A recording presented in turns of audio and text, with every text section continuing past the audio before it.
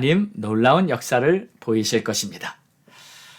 자, 오늘 우리에게 주시는 하나님의 말씀은 베드로후서 2장 1절에서 11절로 심판하시는 하나님이란 제목으로 함께 은혜 받겠습니다.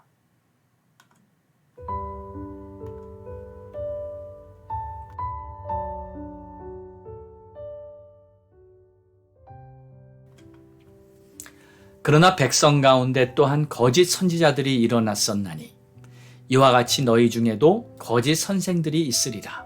그들은 멸망하게 할 이단을 가만히 끌어들여 자기들을 사신 주를 부인하고 임박한 멸망을 스스로 취하는 자들이라.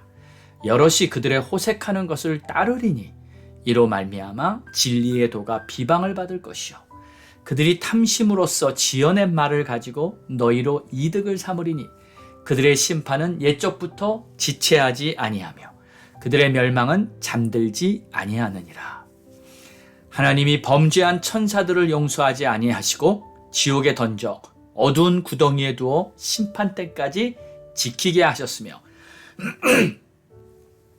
옛 세상을 용서하지 아니하시고 오직 의를 전파하는 노아와 그 7 식구를 보존하시고 경건하지 아니한 자들의 세상에 홍수를 내리셨으며 소돔과 고모라 성을 멸망하기로 정하여 재가 되게 하사 후세에 경건하지 아니할 자들에게 본을 삼으셨으며 무법한 자들의 음란한 행실로 말미암아 고통당하는 의로운 롯을 건지셨으니 이는 이 의인이 그들 중에 거하여 날마다 저 불법한 행실을 보고 들으므로 그 의로운 심령이 상함이라.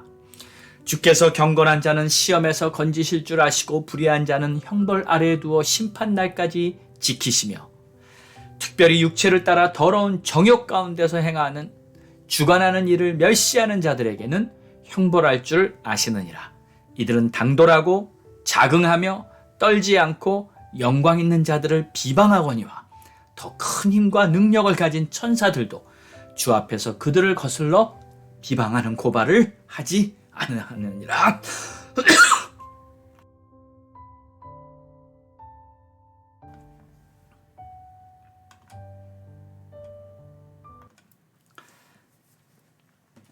우리 하나님은 사랑의 하나님이시면서 동시에 공의의 심판도 하시는 분이십니다.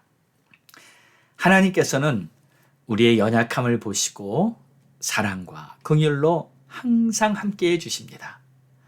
그러나 죄를 대할 때는 분명하십니다.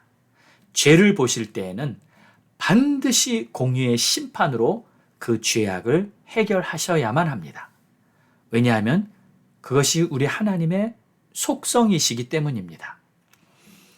여러분, 예수님께서 세상에 오셔서 왜 그토록 혹독한 십자가의 고난을 받으셨어야만 했습니까? 사랑의 하나님이시라면 그냥 우리들의 죄를, 인류의 모든 죄를 용서해 주시고 구원해 주시면 되는 거 아닙니까? 그러나 하나님께서는 이 죄의 문제를 그냥 용서만으로 끝내지는 못하십니다. 죄에 대해서 반드시 공의의 심판을 하셔야만 했습니다. 그러니까 여러분, 예수님께서 십자가에서 죽으셔야 했던 진정한 원인을 말하자면 예수님을 십자가에 달려 죽게 한 것이 유대인들이 아닙니다. 예수를 제사장들에게 팔아 넘겼던 가룟 유다도 아닙니다. 예수님께 잔악하게 매를 때리고 손발에다가 못을 박았던 로마 병정들도 아닙니다. 예수님을 십자가에 못 박게 한 장본인은 바로 하나님 아버지셨습니다. 왜 그렇게 하셨나요? 말씀에 죄의 싹슨 사망이라. 그러니까 하나님께서는 우리들의 죄에 대한 값을 그냥 용서로 사라져버리게 하실 수가 없습니다. 죄의 값을 반드시 치러야만 했기 때문입니다. 그래서 당신의 아들 예수 그리스도를 세상에 보내셔서 우리들의 죄를 담당하시고 우리들의 죄를 대신해서 십자가에서 우리 주님이 죄값을 치룬 것입니다. 우리가 저질렀던 죄가 그냥 용서로 사라져버린 것이 아니에요. 예수님께서 우리들의 죄값을 지불하신 것입니다. 십자가에서 당신의 피를 흘리셔서 우리들의 죄값을 정당하게 치른 것입니다. 다른 말로는 주님의 고귀한 생명을 내어주고 우리들을 사신 것입니다. 자, 그래서 오늘 말씀에도 보면 자기들을 사신 주를 부인했다는 말이 1절에 나오는 것이에요. 1절을 보죠. 그러나 백성 가운데 또한 거짓 선지자들이 일어났으나니 이와 같이 너희 중에도 거짓 선생들이 있으리라. 그들은 멸망하게 할 이단을 가만히 끌어들여 자기들을 사신 주를 부인하고, 그러니까 이 죄인들이, 거짓 선지자들이 이단을 끌어들이면서 자기들을 사신 주님이 이미 모든 사람들의 죄값을 다 지불했는데 그를 부인하고 멸망을 스스로 취하는 자들이다. 자, 그런데 왜 이런 추악한 죄악들이 발생할까요? 여러분, 이 모든 죄악의 근원은 탐심에서 오는 것입니다. 그러니까 육적인 욕심이 죄를 짓게 하는 통로가 되는 거예요. 물론 모든 죄는 영적으로 보면 이 마귀의 영향을 받아, 그러니까 유혹을 받는 겁니다. 그런데 그 사람 안에 이 욕심을 통해서 죄를 짓게 되는 거예요. 그러니까 욕심이 바로 죄가 들어오는 통로의 역할을 하는 것입니다. 그래서 3절을 보면 죄를 짓는 자들이 탐심이 있다 하고 이렇게 말하는 거예요. 그들이 탐심으로써 지어낸 말을 가지고 너희로 이득을 삼으니 그들의 심판은 옛적부터 지체하지 아니하며 그들의 멸망은 잠들지 아니하느니라. 그렇습니다. 이 탐심이에요. 만약에 우리가 자신의 마음에 생기는 욕심을 다스릴 수만 있다면 우리는 죄의 유혹에서 멀어질 수 있는 거예요. 저는요, 이 욕심을 이기는 비결을 한 가지 깨달은 것이 있는데 오늘 여러분들과 나누겠습니다. 그것은 바로 감사입니다. 그러니까 지금의 상황이 어떻든지 간에 감사하면 됩니다. 뭐가 좀 부족한 게 있어도 감사하고요. 혹 억울한 일이 있어도 감사하고요. 슬픈 일을 당해도 감사하고요. 아파도 감사하고요. 괴로워도 감사하고요. 그렇습니다. 우리 방금 드렸던 찬양처럼 날 구원하신 주 감사. 아픔이 와도 괴로움이 와도 감사. 그렇습니다. 여러분, 감사가 승리의 비결인 줄 믿으시기 바랍니다.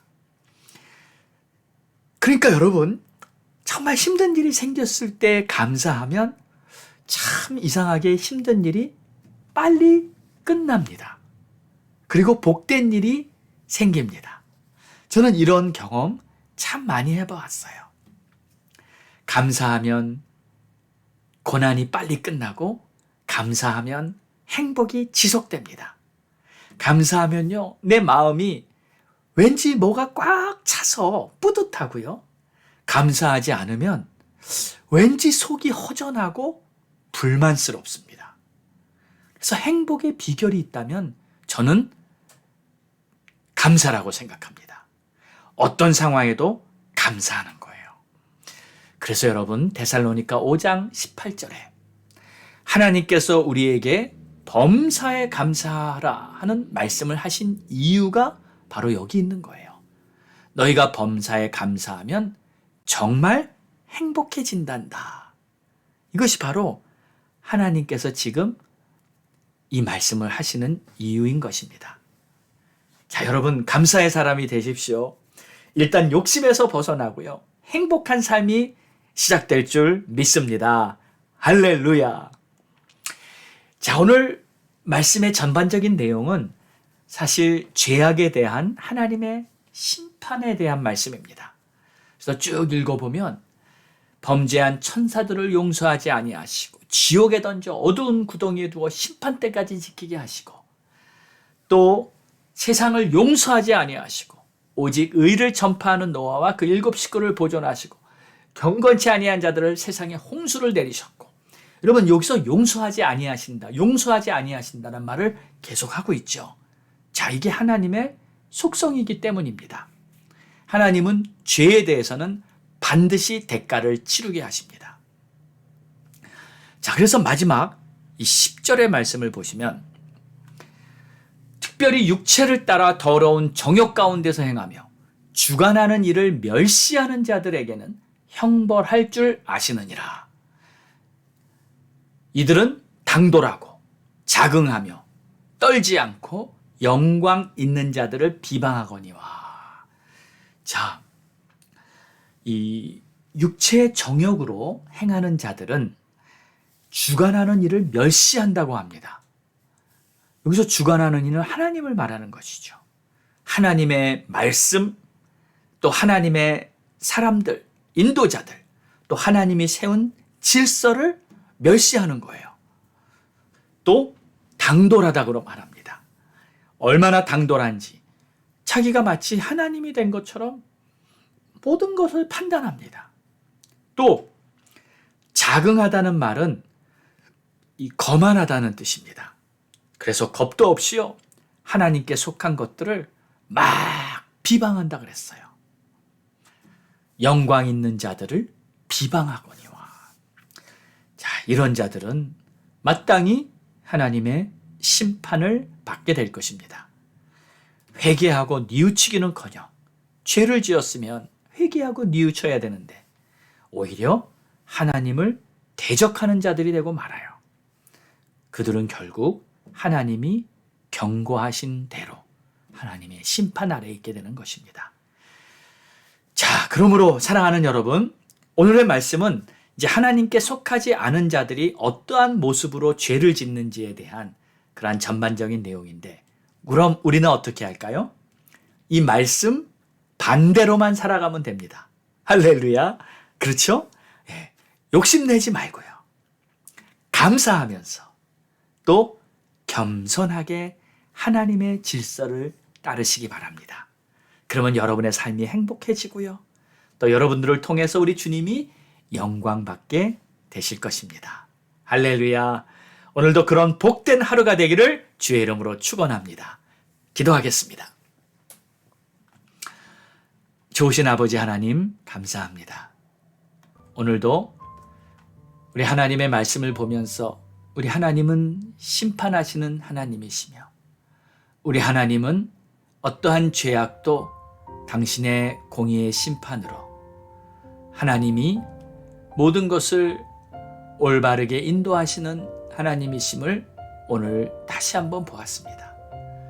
욕심내지 않고 감사하며 겸손하게 살아갈 수 있는 우리 모두가 되기를 소망합니다. 주님, 우리를 붙들어 주시고 항상 깨어있게 도와주옵소서. 감사하며 예수님의 이름으로 기도합니다. 아멘. 할렐루야. 자, 우리 함께 이제 기도하겠습니다. 우리 기도하실 때 하나님이 주신 비전, 하나님의 꿈을 품고 나아가게 하옵소서. 또 우리 가족들 모두 구원받고 우리 자녀들 험한 세상에서 미혹되지 않게 해주시옵소서. 전도의 문이 열리고 교회의 부흥의 불꽃이 타오르게 하옵소서. 선교사님들 또 목사님들 영혼 구원의 열매가 맺히게 하시고 미국과 우리 대한민국 우리 하나님께서 복을 주사 다시 영적인 회복, 부흥이 일어나고 하나님의 사람들이 힘차게 일어나는 아름다운 역사가 일어나게 하여 주옵소서. 자, 우리 함께 합심하여 주님 앞에 부르짖고 기도합니다. 다 같이 기도하겠습니다. 주여!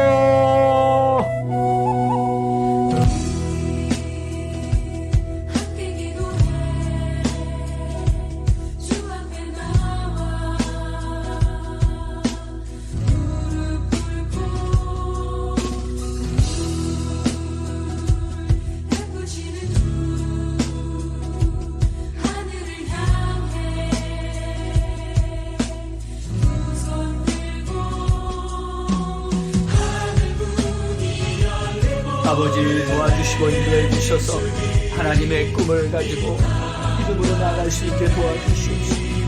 아버지 육신의 정욕, 안목의 정욕, 이생의 자랑, 탐심을 가지고 죄에 유혹되지 않게 도와주시옵소서. 항상 우리 주님이 기뻐하시는 겸손한 마음, 온유한 마음, 감사하는 마음으로 승리하게 도와주시옵소서. 하나님 우리 가족들 다 구원받도록, 하나님 우리 자녀들, 우리 형제들 다 구원받고 천국하게 하여 주옵소서. 전도의 문을 열어 주시옵소서. 동서남북 전도의 문이 열릴지어다. 하나님의 성전, 하나님의 교회, 하나님의 나라의 영원한 항점 다시 주님 앞으로 돌아오리지어다. 주여 하나님 역사해 주시옵소서. 하나 우리 선교사님들, 우리 선교지사에게 영원 구원의 열매가 맺히도록 주님 큰 복을 내려 주시옵소서. 미국이 회복되게 하여 주시옵소서. 정치, 경제, 문화, 교육, 사회 각 분야마다 크리스찬 지도자들이 불꽃같이 일어나게 하여 주시옵소서. 특별히 학교에서 다시 올바른 교육을 가르쳐 주시옵소서. 잘못된 교육법, 잘못된 모든 것들이 다시 돌아오게 하여 주시옵소서. 주님 역사해 주시옵소서. 한국 다시 영적 부흥을 경험하고 남분이 복음으로 보내되기 간절히 기도합니다. 하나님 우리 한국에서 촛대로 민주하시고 우리 한국이 마지막 주자로 세계 선도 감당하며 많은 민족들에게 복음을 증거하고 하나님의 나라의 위상을 떨치며 하나님의 영광을 증거하고 일어나 빛을 발하는 우리 조국 되게 하여 주시옵소서. 일어나 빛을 발하는 미국 땅 되게 하여 주시옵소서. 우리 선교사님들 피곤치 않고 지치지 않게 도와주시옵소서. 아버지 우리 목사님들 사명 잘 감당하시고 아버지 우리 목사님들 예수님의 마음으로 성도를 사랑하며 예수님의 마음으로 복음을 증거하며 하나님의 나라를 세워가는 이 귀한 종들 되게 하여 주시옵소서. 아버지 하나님 세계가 혼란스럽습니다. 여러가지 경제적 위기와 전쟁의 속에 끊임없이 펼쳐지고 있는 모든 세계적 갈등 아버지 하나님 오직 예수의 이름으로 하나님의 뜻 안에서 이 모든 것이 올바로 되어지기를 하나님 소망합니다. 하나님 이러한 위기 속에 어려움 속에서 오히려 복음이 심차게 증거되고 오히려 복음이 하나님의 영광을 크게 나타낼 수 있는 기회가 되도록 하나님 역사하시옵소서. 하나님 역사하시옵소서. 아버지 위기와 어려움 속에 있는 여러분 이런 어려운 시기에 오히려 복음받고 예수님을 구주로 영접하며 하나님의 나라가 세워지도록 주님 역사하시옵소서. 주님 축복해 주시옵소서. 오 아버지 감사합니다.